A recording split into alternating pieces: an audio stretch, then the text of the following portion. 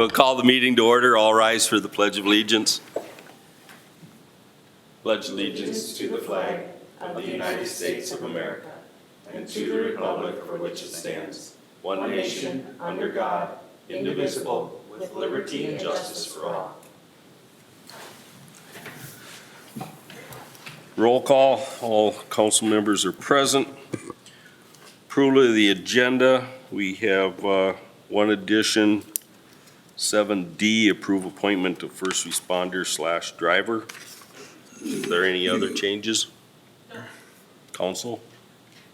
Okay, do I have a motion to approve the agenda with that change? I'll make the motion. I'll second. Motion by Shallon, second by Heidi. Call the question. All those in favor signify by saying aye. Aye. Opposed? Motion carries 5 in favor, none against. Approval of the minutes of the February 1st meeting. I'll receive them in your packet. Is there any changes, corrections, or clarification needed?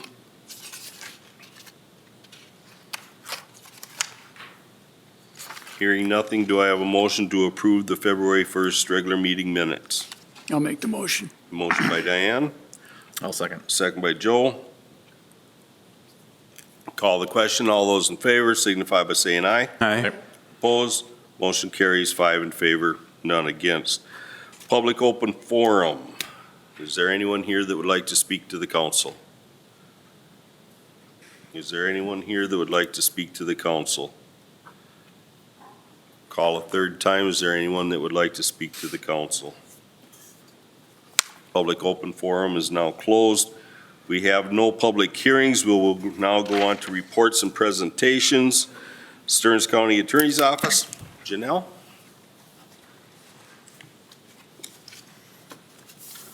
Good evening, Janelle Kendall, Stearns County Attorney, and I come to you with good tidings this evening. Ryan Kellen was sentenced this afternoon. This was a case that we know just from jury selection alone was very well known in this area of the county.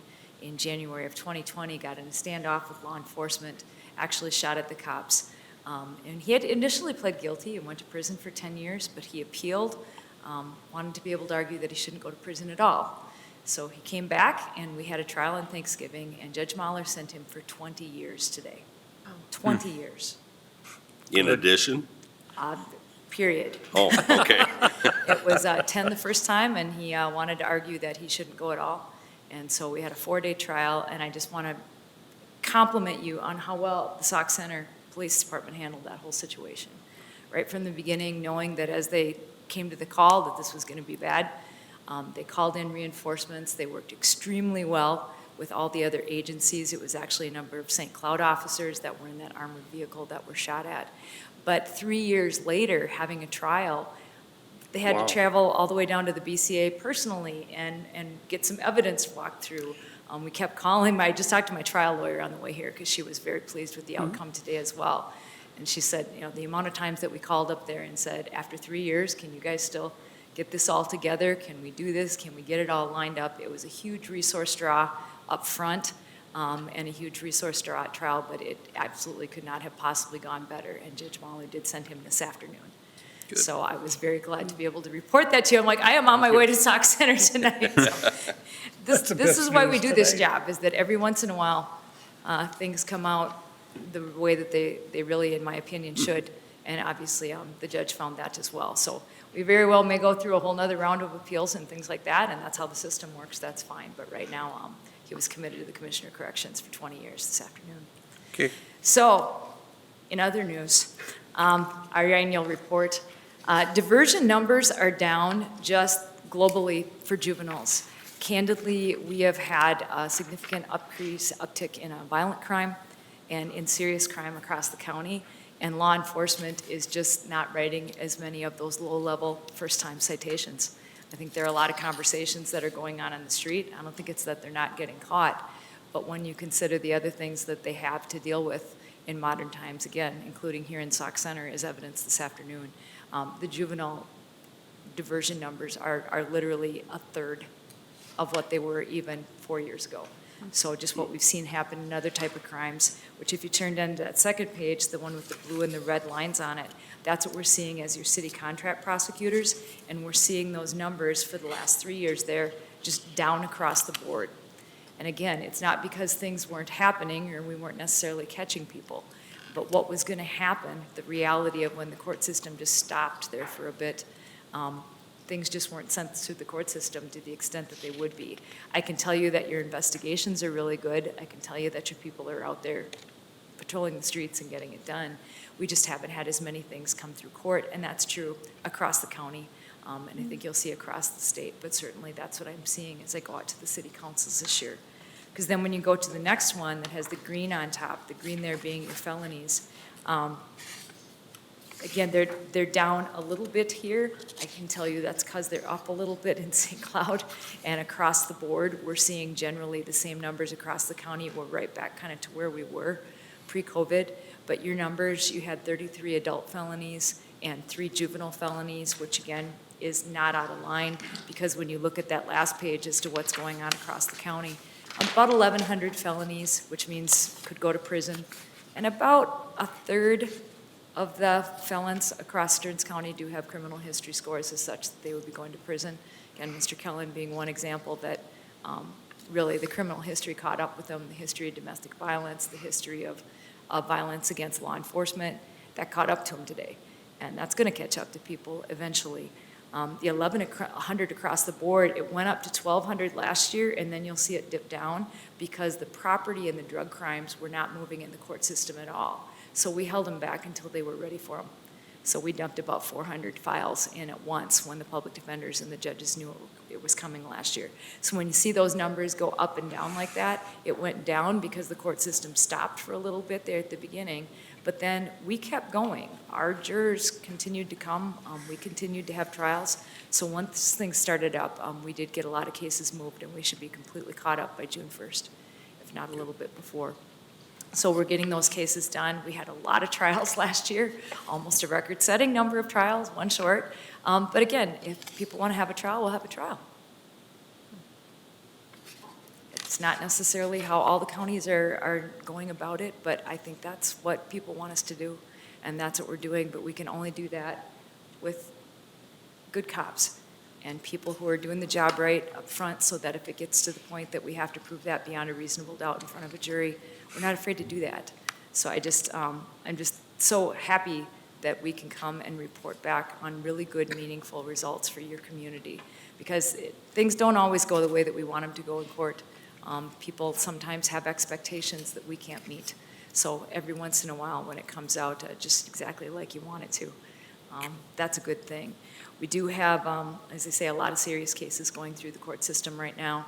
Our homicide numbers went up during COVID and stayed up. We used to have 2 or 3 a year, and now we're filing in the 7, 8 range, commonly because there's more than one defendant involved. So those cases are moving through the system. We do expect to have 4 homicide trials in the next 4 months. That's what you pay us to do. Okay. Questions? Questions? Comments? Thank you. Good news. Right, exactly. Good to see you again, and again, you don't have to wait for me to come. If you have questions, comments, concerns, things that we can share with you, please do that. And again, kudos to the Sauk Center Police Department. Great Okay. work. Thank you. Thank you. Thank you.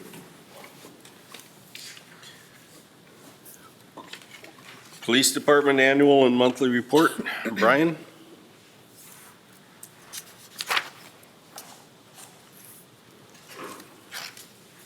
Good evening, Mayor and Council. We'll start with the annual report for 2022. Assuming you all looked at it, I'll just brush through it so we don't have to take so much time. The DWIs, we were down, we had 20 of them in last year to 33 of them in 2021. One of those arrests were for under the influence of controlled substance. So numbers were down for those. Some of the reportable bigger crimes, like assaults, we had one more assault than from 2021. We had 6 compared to 5. Robberies were, we had 0. Arson 0, domestic assaults were up 1, 14 to 15. Sexual assaults were up 2, 4 to 6. And burglaries, you see, were way up 4 to, we had 18 last year.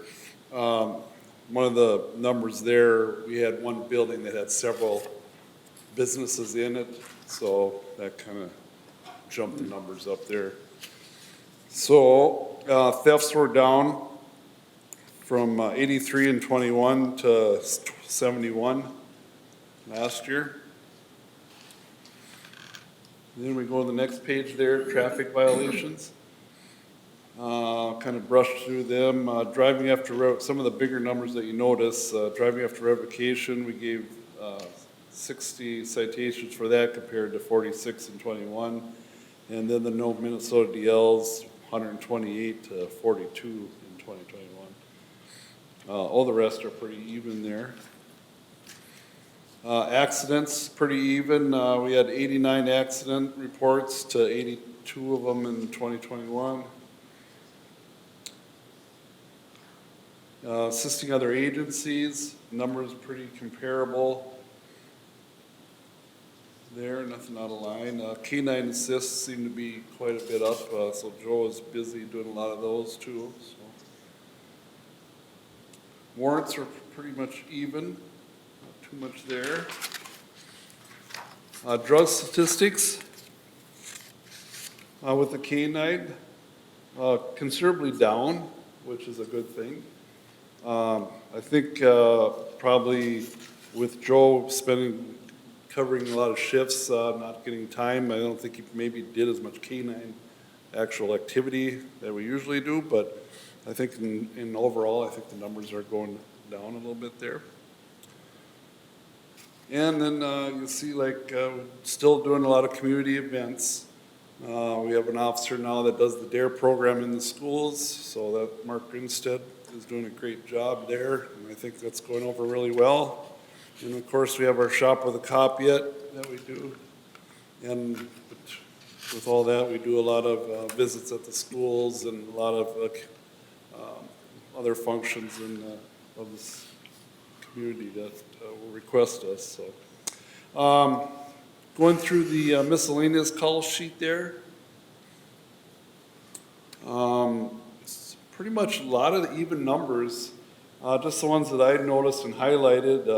Administrative citations were up 72 to 38 in 21. I think that's the parking, winter parking now. Behavioral health, you'll notice, is way up.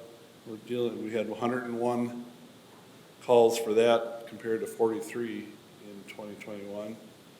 Citizen contacts were down. And I think the reason for the citizen contacts with Melissa's was telling me that with our new system now, a lot of that gets broken down into different categories. So it's hard to compare or show you they get broken into other categories. So Is that something that would be going along with the assist business? Too? Yeah, kind of. Because that dropped about 150. Yeah, I noticed a lot of all those dropped a little bit, so they're getting broke up more evenly, I think. Okay. Dog complaints were down. Driving complaints were way down. Harassment calls were way up. Hit and runs were double. Juvenile problems were down. The damage to property was down, which was good. And so the total ICRs were down from last year, 399, so pretty comparable. And then total offenses down 50, so that was pretty much even Steven there. And then the next page there, the calls of service, that line always seems to follow the same, pretty much 5 p.m. and then between 11 and midnight we get most of our calls. And then the time of the month looked like July was the busiest month. And then the calls per day, of course, Friday and Saturdays. The next training there, 2022, a total of 237 hours were spent in training. The cost of this training was $2,750, which consists of $6,375 in salaries, $27 for meals, $642 in transportation, $757 in lodging. Our officers are also still training with the patrol course. That's our online training that we do. We try to do one of those every month, and we pay $720 for all the officers to do that. Our forfeitures, we brought in retained $11,492.17. That was a slight increase from 2021 where we had $10,377. And those funds came from one motorcycle forfeiture and from a drug, and the rest was with cash from drug arrest. So, do you have any questions on the annual? Questions? Like I say, it was a pretty even, pretty comparable year. In working the year, I thought our numbers were gonna be higher than they actually were, but it's pretty comparable, like, Janelle was saying. Seems like we were lower, so I guess that's a good thing. We're out there keeping them down or trying, so. And I just wanna thank all our department and the guys. I think they're out there doing a very good job, and commend Melissa for the work. Like Janelle says, she gets called upon to get that stuff down to them instantly, and she does a very good job doing all that and keeping our reports and everything going. So appreciate all the work the guys do in our department, and the positive feedback we get from the community is really appreciated. So appreciate it, and the staff who's out. All right, should we move on to January? Yep, go ahead. Okay, activity report for there, some of the numbers. We had 203 traffic stops, did 69 foot patrols, we did 38 patrols at the school. We gave out 52 winter parking tickets. We had 25 medicals.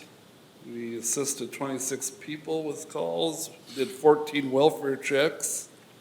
We had 8 unwanted person calls. We had 8 verbal disputes.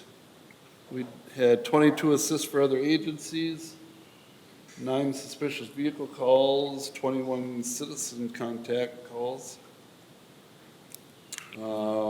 Gave out 18 driving without license citations. And we had 4 thefts for a total of 743 calls or generated. So compare that to 2022, we're up 86.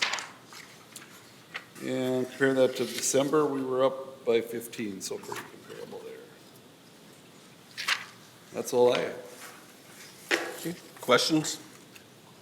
Thank you, Chief. Thank you. Thank Thanks, you. Brian. Thanks, Brian. Public Works Department, Ben? Good evening, Mayor and Council. Over the past month for the street department, we did have storm sewer thawing is taking place when it's warm enough for that to go on the streets. Unfortunately, when one area is plugged with water, everywhere is plugged with water at the same time, and we only have one machine that can thaw that out, so we try and get to everything as quick as we possibly can. We were in a lot of different areas in the city this past week, and we got a lot of stuff opened up. I know there's a couple more. Once it warms up again, we'll have to hit, but we are staying after it when we can. We did have some ice build up on a couple of roads. We were able to get those scraped off and cleaned up in conjunction with getting the storm sewers opened up. At the airport, snow removal in preparation for the snow melt runoff, so they had areas to drain to. The AD building addition has been completed. There's just some light interior work on the existing building to be done yet on that, but the addition portion is all done. Outdoor rink, the north end of the hockey rink is starting to show dirt due to the warm temps and the sun melting in that area. So the south end is okay for a while yet, and the figure rink is okay for maybe one more week. We're hoping to get out of it. The rain was certainly hard on it yesterday. Sidewalk snow inspections took place this month. There was just a handful that weren't done, so we did remove their snow and they were invoiced for that work. We assisted with snow removal and picnic tables for the snowmobile racing event by the park end of January. I did some routine building maintenance and changing lights in the senior center and the library. And at the arena, we just had the heat timer failed. It's just a simple part, so we ordered that to get that swapped out and repaired so the heaters will work again. The end of the season is coming near here on March 4th. After that, we will begin to remove the ice and prep it for the dry floor events that are coming up in March. During the thawing weather we had last week, the roof was leaking in several locations. We did go up and steam all the gutters open and clean off the snow from the roof edges just to help with the drainage, but there were a couple spots on the roof that were leaking from that. But other than that, that's the last month in a nutshell, I guess. Any questions? Any questions or comments? Thank you. Thanks. Thank you. Thank you, Ben. Sauk Center Public Utilities Report. The commission met on Monday night at 4:30. Basically just reviewed the monthly numbers on water, wastewater, electricity.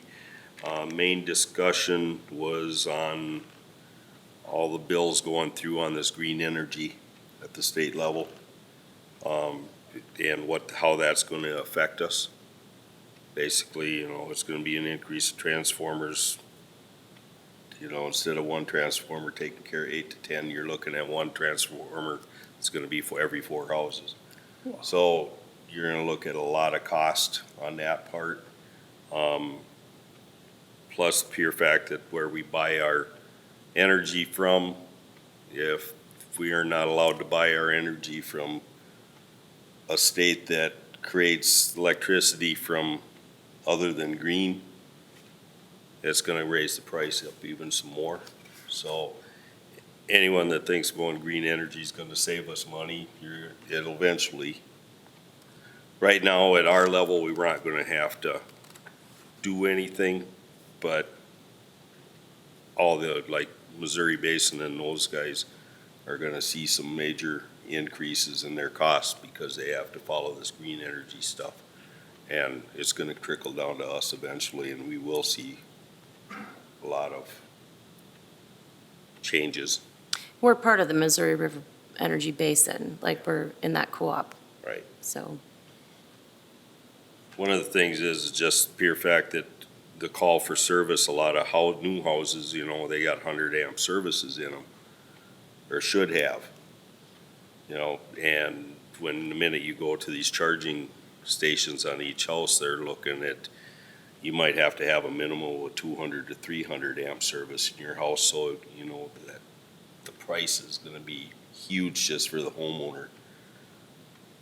The ones that are doing it now are probably getting by, but the minute another one comes into the neighborhood, it's going to change things. So we're just sitting back and studying it, but we're preparing ourselves for a huge budget increase on equipment if it keeps going the way it is. So otherwise, that's about it. Planning Commission report. Good evening, Mayor and Council. In your packet, you have a copy of the Planning Commission agenda. We did hold a public hearing yesterday afternoon for a variance, which is an action item later on your agenda. A real short January building permit report.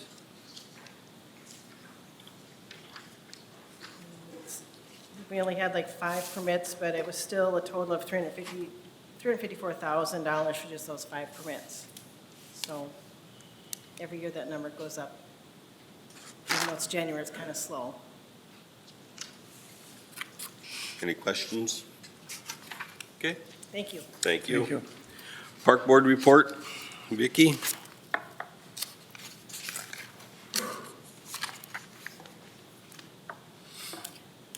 So the Park Board met in regular session on February 7th. They did receive their Public Works report as it relates to the park system. And they did receive a report on the Sinclair Lewis Park Fountain Survey, and we'll be talking about that a little bit later. They talked about the needed capital improvements at the Civic Arena and the ball field improvements for Tower Field ball fields. They will be recommending trail improvements for the 2023 capital projects, but we're updating that right now.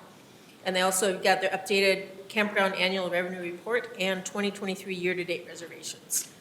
So we don't have any actual action items tonight, but there's some discussion in unfinished business. Okay. Any questions or comments? I thought that there was a change of hands with the Towerfield ball fields. How did that, who's responsible for that now? I thought there was something that happened with the adjoining property. Maybe I'm confusing myself, but With tri-cap and flowers? yeah. And who's responsible for the maintenance of that to be discussing improvements at the park board level? As far as the maintenance of the ball field itself, Yeah. that's the city. And then the baseball association, they take care of a lot of the infield because they have their portable mound that they're buying there.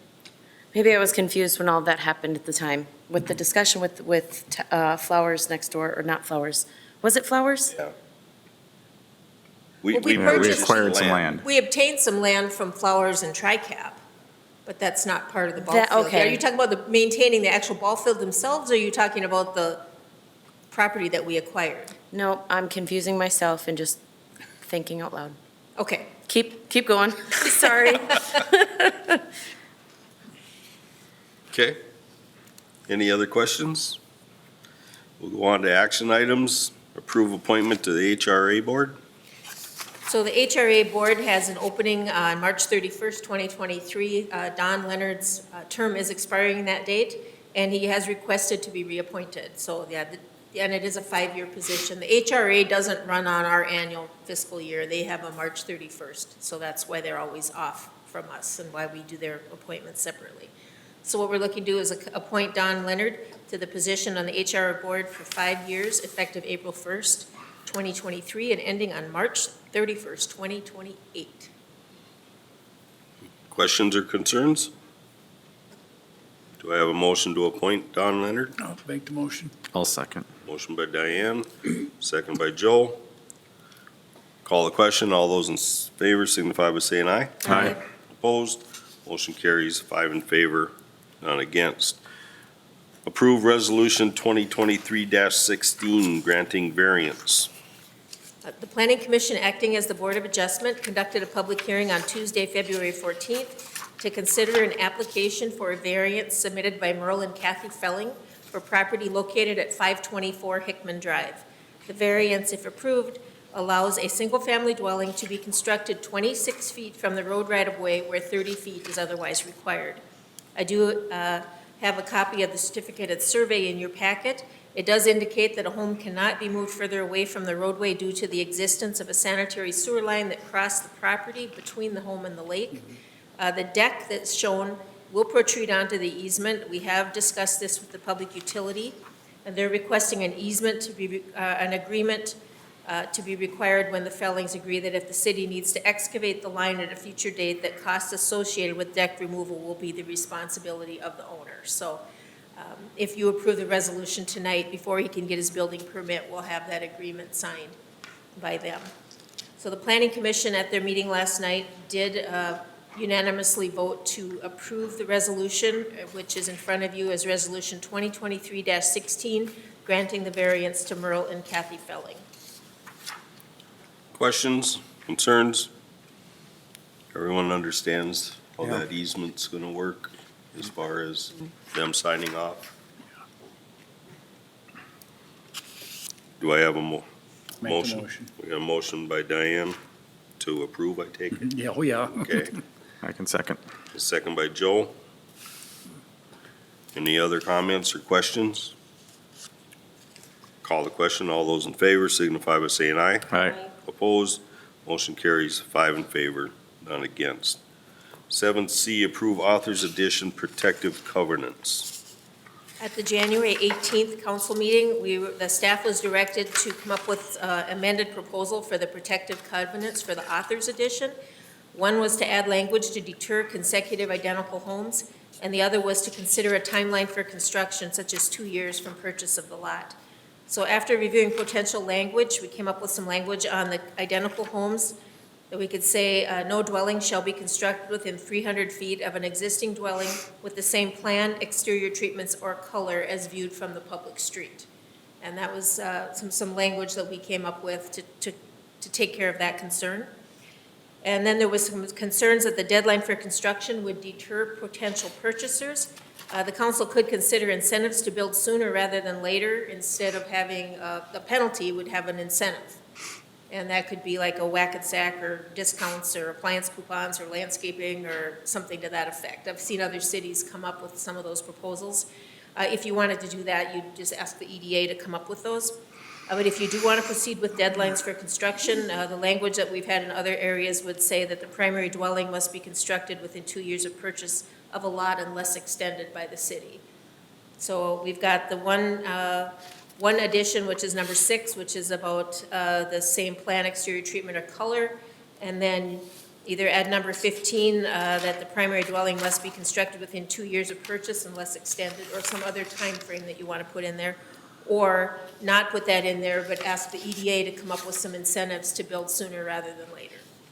So that's kind of the two things that we came up with. And I did include the first one in the declaration that's in front of you, and if you want to put number 15 in there, I'll add that in before it's signed, depending on which you think.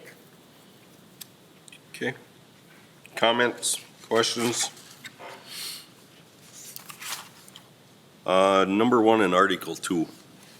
I just gotta clarify what that means.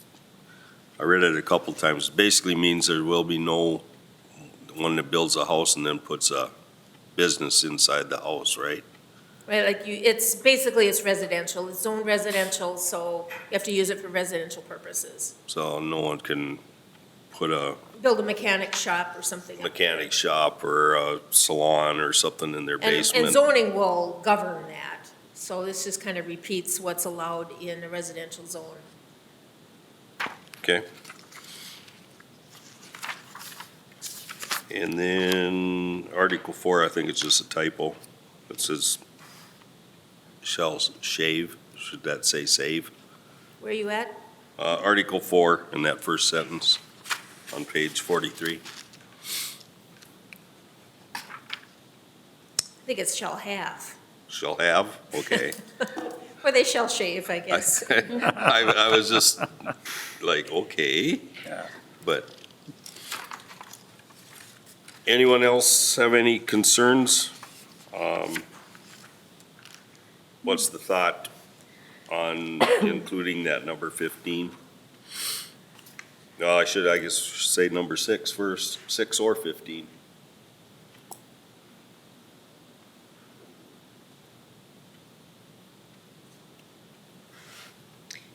You know, I had previously had voiced some opinions about this, but recognizing that I have a potential conflict of interest in interest of one of these properties, I'm going to abstain from Discussion, discussion. okay.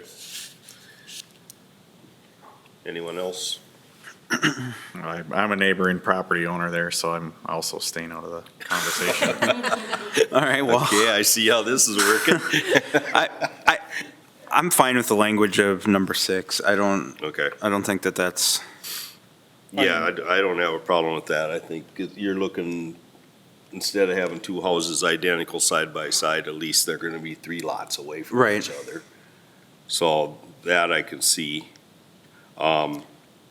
What about number 15, primary dwelling? I think if it's extended by the city, if it's an individual and they come in and explain their situation, right, I don't see a problem with doing it. Right. But if we have a developer that comes in and buys 8 lots, there's no reason why, he's got an investment there. We may have the assessments paid for, but we're not gonna have him use it for future, What's wrong with that? sure. I guess my question was going to be, is it only number 15 or the incentive piece? Well, if we don't put 15 in, we could ask as an incentive, But it couldn't be an incentive to build early as well as Number Yeah, I suppose we could, yeah. Because, you know, like Vicky and I were kicking around the idea that maybe 50% off the Wackensack, the city picks up 50%. Because if you pay 45,000 for a lot or 40,000 for a lot, and then you gotta pay $10,000 in Wackensack fees on top of it, Yeah. that just slows things up a little Yeah. bit. Yeah. Where if you can do an incentive, that if you do it within a certain period, we pay half, Yeah, you know, we cover that. right. But So is that something, Vicky, I know you were talking to Keith there. Is that something that doing both an incentive and potentially including that language in 15 would be? I would suggest it as an alternative, but, you know, it's up to you. Okay. I guess to me, I would lean towards incentivizing something rather than, then putting number 15 in, I think so. That's my, yeah. And the only reason why I brought that up, like I said at the last meeting, was because there's a lot of people out there that'll snatch up every vacant thing and wait till the price goes way up and then make a right, profit off of it. And that's not, we're here to increase our tax base, not, and get our investment on the infrastructure taken care of. right. So, Diane, you got anything to say? No, I think it's a good idea. Okay. So what would we just get language from the EDA then on, Right, Yeah. we'd have Okay. to get some, like, have the EDA acting with their housing powers to come up with a plan, and then how they would want to fund that with their funds, or how they would want to come up with that. And the other thing on number 2, Article 2, the ground area is 1,150 livable square feet, not 900 square foot of garage and 250 square feet of house. It's 1,150 livable. Okay. Yeah. Right. Okay. So do I have a motion, or is there more discussion needed? would we pass it now if we're waiting on language for the, We can just include that the EDA, we can adopt. okay. Then I'll make the motion I'll for that. second it. Okay. I take a motion by Shallen. I'm thinking you're including number 6, Yes, and that way the EDA will come back with incentives. yes, Okay. sorry. if And that along wasn't clear. with and if I'm putting words in your mouth, let me know. No, you Okay. summarized from the discussion that we were Okay. having, so. All right. And Diane seconded this. Any other discussion? Vicky, you know where we're headed with that? I Okay. gotcha. Perfect, thank you. Thank you. Okay. So I'll call the question. All those in favor signify by saying aye. Aye. Aye. Opposed? Abstentions? Aye. Motion carries 3 in favor, none against, 2 abstentions. 7D, approve appointment of first responder driver. Kathy Strufert of the ambulance director has requested the appointment of a driver first responder. Cheryl Braun is currently an EMT candidate and has been taking classes. She passed the class, which allows her to move forward with practicals. Strufert recommends that Braun be appointed as a driver first responder until she has completed the practicals, which will then give her hands-on experience, and then she can come back for advancement to an EMT. So what we're looking is to approve the appointment of Cheryl Braun as a driver first responder. Questions, concerns? Otherwise, do I have a motion to approve the appointment? I'll make the motion. I'll second. Motion by Shallen, second by Joe. Call the question. All those in favor signify by saying aye. Aye. Opposed? Motion carries 5 in favor, none against. Unfinished business. We have a couple things left unfinished that I don't want to slide away from us. One is the City Hall front steps. You know, we were looking at those heat options. I asked Keith to prepare us a probable cost estimate before we spent a lot of time investigating the heat. So he did get that to Ben and I yesterday, but I haven't had a chance to talk to Ben about that yet. But he had the probable cost of the heat of like another $25,000. And so I don't know if that's going to be palatable to the council, if we even want him to continue with that. So I don't know if you want to talk about that now or if we'll get some more details to you at the next meeting.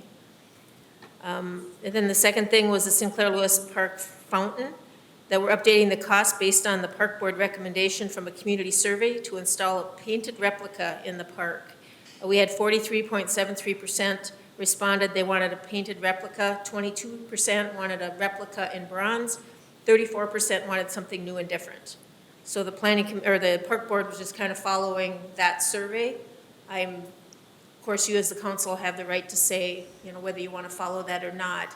It was a survey of about 6% of the population responded. So, you know, whether that's enough to go with that, you'll find that information, and we'll have that in front of you once we have the final costs, when you make that decision. The third thing is the arena roof. And we're trying to look at some funding options for that repair. The state, we've contacted the state regarding the probability of Mighty Ducks being funded and then the probability of being able to obtain that funding. And right now, it's not in their plan for this year to allocate funds to that, but that could change. We have also looked at some other charitable organizations, reaching out to them just to see if we can piece together some funding, because that roof repair is going to run us about $500,000. So it's not a cheap roof repair based on the estimate that we got from Apex. So those are three of the things that will be coming back to you in the near future. Okay, is there any questions on the City Hall front steps? I would suggest foregoing the heating, just the simple fact that it's $25,000 and I was leaning towards that as well. it's, I agree. Just, I you hate know, to say it, and but you I haven't agree. even seen the actual estimate, but I Right. did get a quick peek of it, and to me, we just tear all of it out and make it concrete and be done with it. 'Cause Amen. as much as I don't like snow melt or ice bite or whatever, for $25,000, we can buy an awful lot of it, right. so. I just wanted to get kind of your feeling on the heating system when we have a number, because I didn't want to waste Keith's time and our time. Right. If it's going to come back to you and just be a flat no. Yeah. Yeah. Right. If that's Yeah. kind of outside of your comfort zone, Yep. Yeah, then we'll plan it without it. so, Yeah. okay. Need anything more on that, Keith, or? No. Okay, all right. Any questions or comments about the fountain? The only thing I'll add, and I don't know, maybe it was already said, but the painted replica that we had discussed was fiberglass, and I personally was kind of wavering a little bit on that, just due to the fact that the weathering that we see up at the splash pad was something that I struggled. The cost was less than the bronze replica, but Long-term maintenance. The question I have is, if it's a painted fiberglass, what happens if it's a hailstorm? Would it just destroy it? it's a good question. I don't know. I don't know if Ben would have that answer or not. Probably not. I think, Well, Yeah. probably similar to, have you seen anything like that at the splash pad with some of that, or not really? It's all metal. Oh, I think 6% is a low number to make a definitive decision on this as well, seeing that there's not a huge gap between the replica and something new and different. And if you were to see like some variety of something new and different, recognizing there's going to be, probably increased costs with even designing something like that, but just to give somebody, an option of what this could be versus just a repeat of what it was in different format. I don't know, I think, I did have, after the meeting that we talked about, I think we had we had a thing in the paper about it, and a guy came in and he knew a guy, and I've had a couple different people that know a guy that brought me brochures and things. So, there's other places to reach out to, if we want to go that route. In fact, a couple of the comments, and I don't have them in your packet, one of the comments was, why do a survey? You don't listen to us anyway. well, And then one of the comments is, let's just try, there was some try new and different, and they had comments of what kinds of new and different things they'd like to see.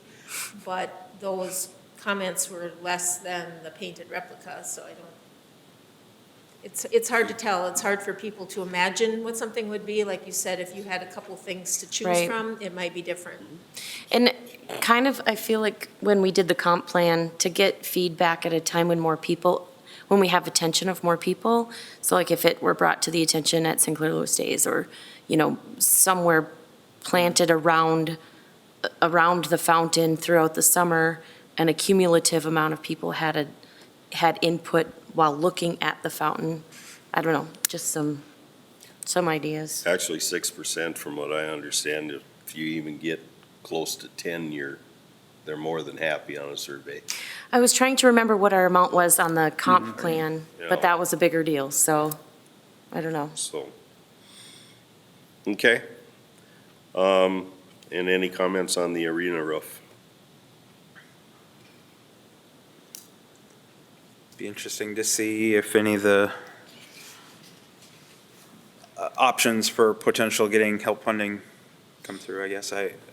Seeing that number coupled with some of the other things I know are needing to be done, just kind of make me have a frog in my throat, so Yeah. I'll leave it at that, I guess. Don't croak.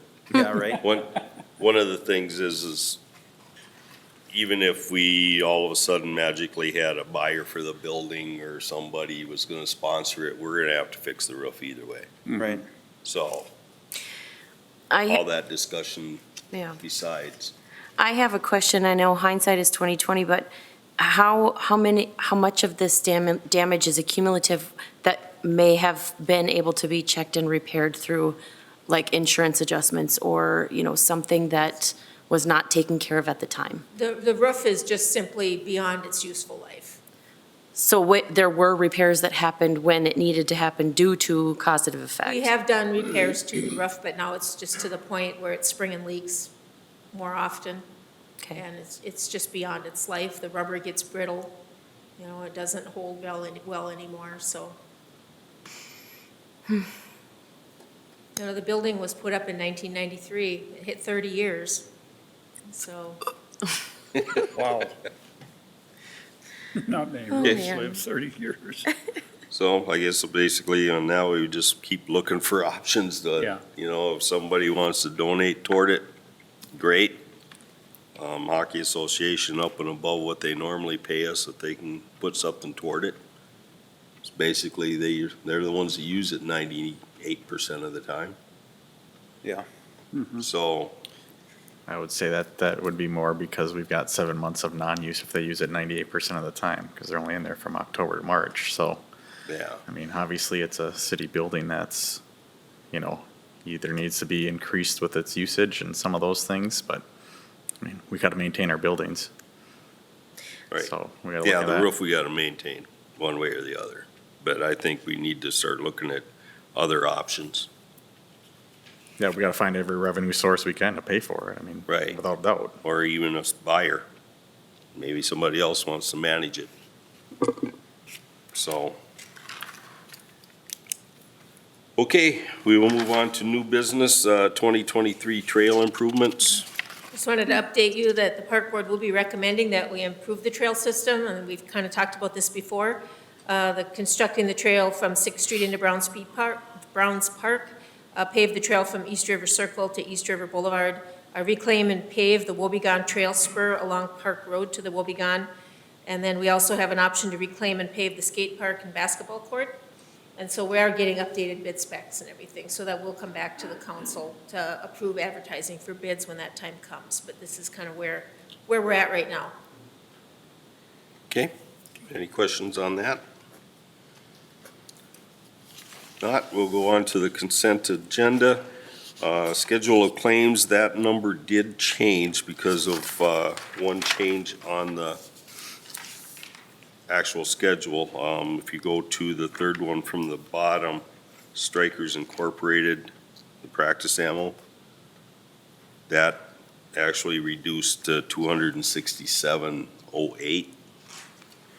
So that changes the unpaid claims total to 159,806.56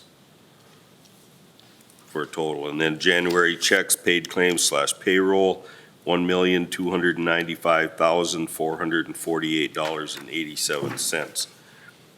We have Sauk Center Youth Hockey Association has submitted an application and permit for a one-day temporary on-sale liquor license for a beer and wine event at the Sauk Center Civic Arena on March 25th. Fee and certificate of insurance is being provided. We have gambling application for exempt permit request from the Rotary Club of Sauk Center for a raffle on June 28th, 2023 at Sinclair Lewis Park Band Shell. And resolution number 2023-17 approving an off-site gambling permit for the Sauk Center Youth Hockey Association. The permit would allow for a raffle to be held on March 25th, 2023 at the Sauk Center Civic Arena. Is there any questions or concerns about the consent agenda? Do I have a motion to approve the consent calendar with that one change? Motion to approve. I'll second. Motion by Heidi, second by Diane. Call the question. All those in favor signify by saying aye. Aye. Opposed? Motion carries 5 in favor, none against. Informational items. So I have a couple of those. The Board of Appeal and Equalization is April 10th from 1 to 1:30. Mark your calendars. I do need to have a quorum of you here present. Let you know that Mark Rinstead of the PD, he's going to advance to SEP 6 on March 1st. That's part of the union contract. And the third thing is you do have your Spectrum Charter lineup changes in your packet for your review. That's what I have. Any questions about any of those 3 items? If not, we've reached the end of our agenda. Do I have a motion to adjourn? I'll make a motion to adjourn. Motion by Shallen. Do I have a second? I'll second. Second by Diane. Call the question. All those in favor signify by saying aye. Aye. Opposed? Motion carries 5 in favor, none against. Meeting adjourned.